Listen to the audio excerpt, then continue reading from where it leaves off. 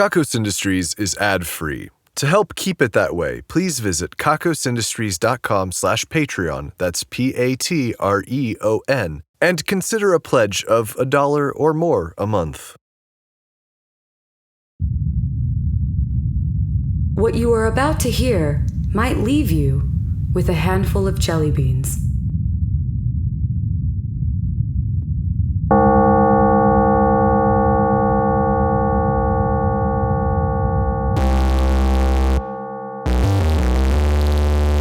Hello and welcome to the Kakos Industries corporate shareholder announcements.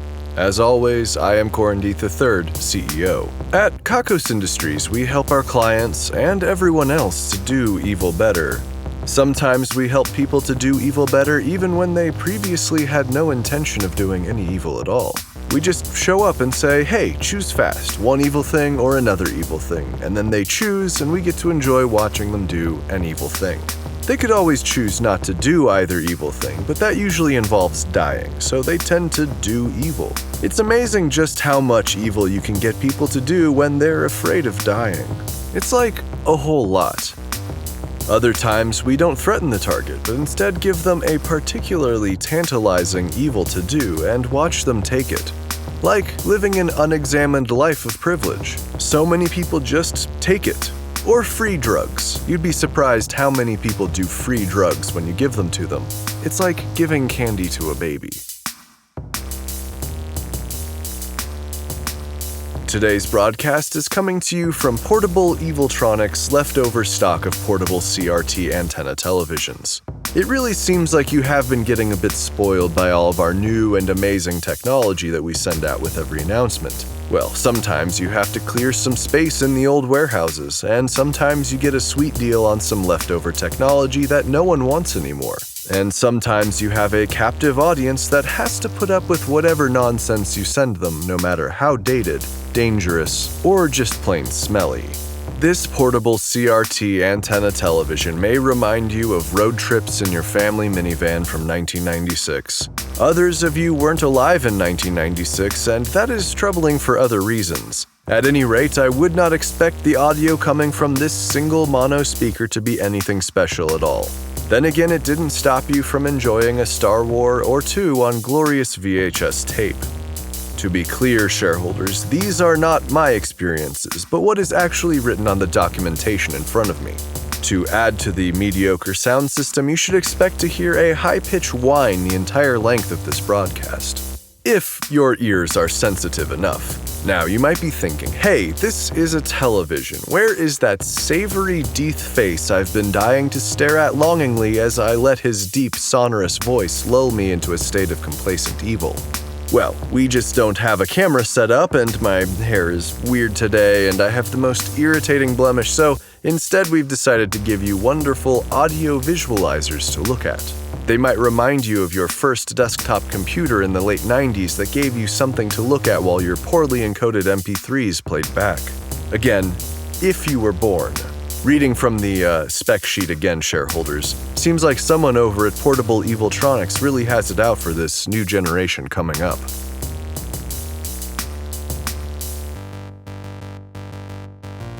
I would imagine that many of you are listening to this broadcast from your hospital beds. The CEO Festival of the Dance was a huge success, shareholders, and you really did perform admirably. Some of you, as I just mentioned, performed so hard that you have needed dedicated medical attention to recover. You see, in the past years, the CEO Festival has been a mess. There have been effigies. There have been roasts. There has been a general atmosphere of ridicule. None of that is okay. This is supposed to be a festival about me. I'm not saying that I want everyone to take turns telling me how wonderful I am or telling me what a joy it is to work for me or something. I'm not a total loser. Anyway, I managed to avoid the worst of the mocking decorations by just switching the theme. Now all of the decorations were of me in various dance garments, which is a lot less offensive than the decorators may have thought. there may have been elements of a roast, but rather than using their words to tell me what they think of me, participants were required instead to dance it out, and at the end of their dancing, I was the primary judge. And let me remind you that 4th place in this competition gets sent to the Division of Thrill Ride Testing at the Mega Thrills theme park in Christ Hole, Texas, where teeth make you overqualified to work the rides. Like, way overqualified. So this gives me a certain amount of control. Lampoon me too hard and you may find yourself in 4th place, testing an incomplete roller coaster. That was the threat anyway. Let's talk about highlights. Tyrone Quinn was apparently born with an extra ass cheek and made incredible use of it when engaging in a new polyrhythmic form of twerking. Are references to twerking still funny? Probably not. We've kind of reached peak twerk here. Literally, this guy had 3 buttocks. Then we had Marlena Mong, who crumped so hard she ended up crumpled on the floor. It was a breathtaking performance. Finally, Frank Frankly dropped the darkness, picked it up, stuffed it in his shirt, and ran away with it, which I'm told is a hip new thing to do while body grooving. And then 4th place went to the performance artist Debbie Oh No, who basically did a 5-minute caricature of me that I didn't like. And before you say that I'm just eliminating people who disagree with me, it wasn't just my decision, okay? The rest of the executive board also found Debbie Oh No's performance art to be derivative and heavy-handed. It's about subtlety. If there's one thing you can say about Kakos Industries, it's that we appreciate subtlety. Subtlety and humanoid penises.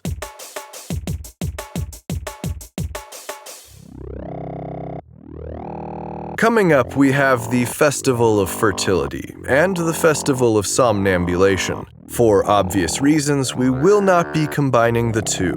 That just doesn't seem fair. I am told that at this year's Festival of Fertility, we will be doing away with the number of GMO gene carriers that look like human men, and will instead have one giant humanoid member in the center of the room that will, at intervals throughout the night, just fire an unimaginable amount of human genetic material into the air and onto those visiting the event. Some of that will be used to bring about the next generation of particularly evil children, which will eventually find themselves at middle management positions here at Kakos Industries. I am told that, just like in previous years, this genetic donor is actually alive in a manner of speaking and will be ripe for feasting upon after the events are over. I'm a little grossed out too, don't worry. Now, some of you might be wondering what happened with Nipsey Luce's baby conceived with one of the 1,100 men last year. Well, we didn't say anything out of respect to Nipsey in her time of mourning, but she actually miscarried a few months after the event. It's an extremely common occurrence, as you might know. Sometimes pregnancies aren't divinely given by some sort of writer of the fates. Sometimes things don't work out. As you can understand, Nipsey will not be returning this year. In her place, we have not been able to find anyone yet to take on the excess of male gametes that are boiling over worldwide. But we do have a gym sock to share. That's something, right? The Festival of Somnambulation will occur. You will be there, unless you never sleep, but in that case, you've got your own problems. Shareholders, you might remember that in the last announcements, I referenced something called the Simulgasm. It was a moment where everyone at Kakos Industries and our shareholders at large experienced a simultaneous climax, and it happened during the celebration of self-love. We have a hard time leaving anything to the realm of metaphysics here at Kakos Industries, so we've been sciencing our asses off trying to find out an answer to this confusing event. An event, I will remind you, that I was not a part of. It seems that the cult of have taken this as a signal that a new sexual messiah has arrived here on Earth to lead them to even greater heights of ecstasy. We've been keeping an eye on their activities. In other religious traditions, the search for the new Messiah would come down to children who were born at the same time as the previous messianic figure died. For the cult of they are instead looking for adults who had a particularly intense sexual awakening at the time of Ah's death. I understand that they have narrowed this search down to a number of candidates, one of which I am not at all pleased to hear about. I'll get to that another time. Our best hypothesis from the science side of things is that the person sitting at the helm of the mind control experiments we're basically always running had a certain intensity of climax at their desk, causing them to lose control and move a number of knobs and sliders on the control board, which may have actually found a frequency that interacted with human sexuality in just the right way as to lead all of you to the Simulgasm. Still no word on why it didn't affect me, if that is indeed the explanation. We'll get to the bottom of this. Now, shareholders, I am joined by Dirk Cornelius Sexplosion, who has been waiting patiently to tell me about a new project of his, something about battle robots. Welcome back, Dirk. Thank you for having me, Corin. And thank you for forgiving my company for dry humping the fuck out of your building with an escaped robot. Forgive is a strong word. Tell me about your new project. Get this, Corin. Giant humanoid robots that you can pilot. Yeah? For consumers. The most inexpensive model yet. Alright, that sounds outstanding. I call it the Humongulous 88.3 repeating. It's covered in the same human skin analog as our sex robots, and its facial expressions are estimated to be 77% not creepy. That's a high percentage of not creepiness, but it's not the battle robot that we talked about. It can fight, of course. It's just much better at emoting and expressing itself in 77% not creepy ways. The piece of paper I've got here says welcome Dirk and talk to him about his new humanoid death robot. The robots can grow old and die. It accurately models humanoid death. Oh, fuck, Dirk. What are we supposed to do with that? You get in it and grow old. Then you get put in a home for old robots. Come on, man. It has to be evil somehow. Does it remind us how stupid and ineffectual we are? Does it reflect a basic inability to control our surroundings? Does it embarrass or intimidate us? I've been told it's very embarrassing. It takes that basic human part of you and amplifies it 88.3 repeating percent. It takes all of your pain and anguish and existential doubt and makes it huge. We're getting warmer. And it also has the added benefit of being able to play with our new Dog Barky Bark 2291. It's a dog-shaped mech suit covered with fur and adorableness. You built a mech suit for a dog? I have to say that I do like the possibilities there. Just imagine an energetic dog that doesn't know its own strength tearing through a city in one of those. What a terror. You don't put a dog in the suit, Corin. What the fuck, Dirk?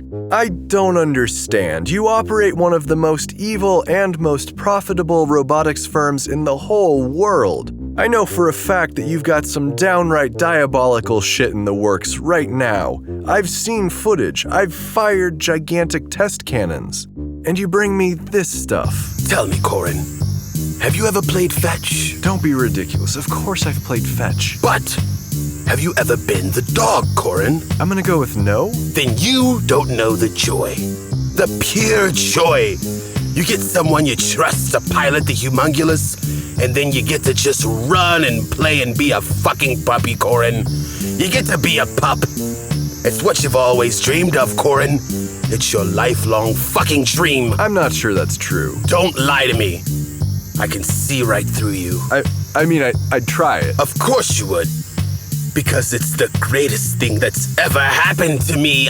Humanity, I mean. One quick question, Dirk. Does it help you to do evil better? Well, yeah. Perfect. That's all I need to hear. Thank you for talking with us today. You gonna go pilot the dog robot? I can quit any time. Do you want to throw the ball? I'll hit you up after work. Thanks for joining us, Dirk.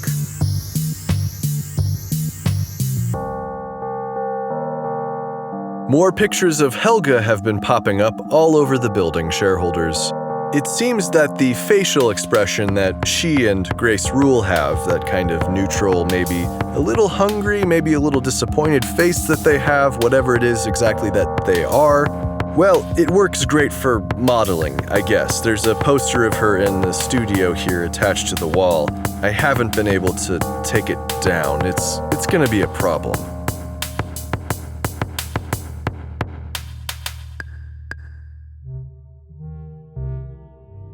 Things have been getting back to normal with Brosifus recently. We even resumed our tabletop RPG with Junior and Soundman. Well, sort of. We had to start over because Junior apparently took it upon himself to finish the game without us, killing all of our characters and then betting every maiden in the land as an evil overlord. Man, that guy has no sense of good storytelling whatsoever. You can't just make it all about sex all the time. There has to be at least a little bit of other stuff. So anyway, we've begun a new campaign. This time, I'm playing as a spaceship captain. Soundman is my science officer. Junior is also a spaceship captain, but of another ship. I guess he didn't like the idea of being my subordinate. Oh well. My trips to the Division of Erotic Experiences have been getting stranger. Jasmine now insists on blindfolding me before bringing me into the observation room, where I am then strapped to a chair. At first, I protested. Why would I need to be blindfolded in the building that I run? Or tied down? I was thinking to myself, what is it that they don't want me to see? Something terrible? Then Jasmine put my mind at ease, telling me it was a sex thing for her. That made sense to me. And who am I to restrict someone else's pleasure? I do what I can. Though I will say that while I was strapped to the observation chair, I heard a sneeze that really sounded like Dr. Dunkelvissen sneezes. But I'm sure a lot of people sneeze like that.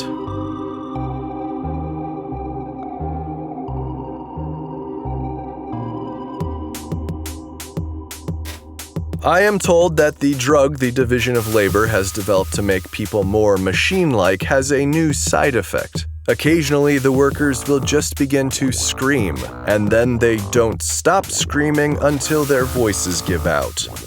And then they sort of wheeze before returning to work. Again, nothing to worry about. It's only a minor annoyance.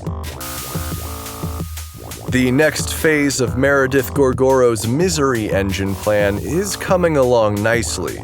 Now that she has the helots working through their anguish, which then powers a machine, she is capable of increasing their misery and increasing the output of the machine.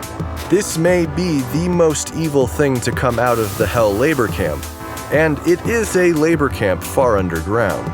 Exciting stuff. Today, I would like to spotlight yet another employee. Today's employee is... oh dear. I seem to have forgotten the name and the achievement of the employee. And he, or was it she, maybe they were so excited when I told them, fuck, this is not how I meant for this to go. Shit.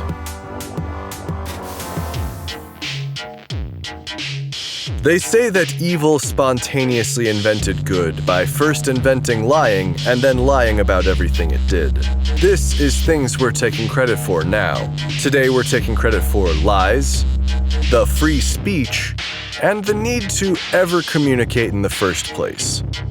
If you happen to disagree with anything I've just taken credit for, then you should start eating dirt. Like, all the dirt you can find, just start eating it. It's important. It's the only way you'll survive. Eat the dirt. Come on. Alynna Strong has won the Ruin a Life drawing. As a result, the life of Alynna's nemesis will be ruined. Alynna has selected Soso Saruka as her nemesis. The wheel of misery turned and finally arrived at the place for frailty.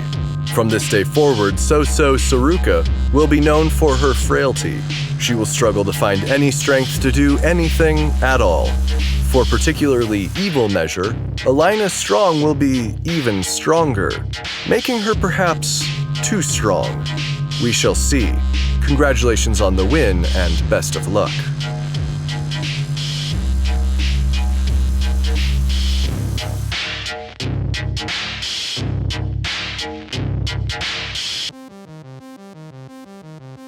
This brings us to the end of our broadcast. Did you just feel something, shareholders? No? Well, we're trying out some of those frequencies from the mind control experiment. We'll find that sweet spot again. It's out there, somewhere. Please destroy your portable televisions. You might find that they are somehow sturdier than you imagined. This technology always was, but it must be destroyed. The numbers are next. 27, 27, 27, 27, 28, 29, 1 million.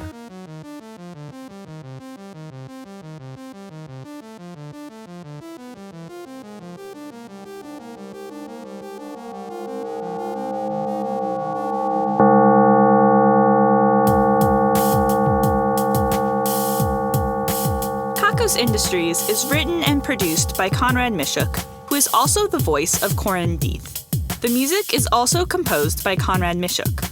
The introduction is read by Kim Aiello, and the credits are read by Hannah Jones, who is currently planning out karaoke songs. Special guest appearance in this episode by Anwar Newton. Check out kakosindustries.com for more episodes. There's also transcriptions if you'd like to read along with the Kakos Industries announcements. That's KAKOSINDUSTRIES.com.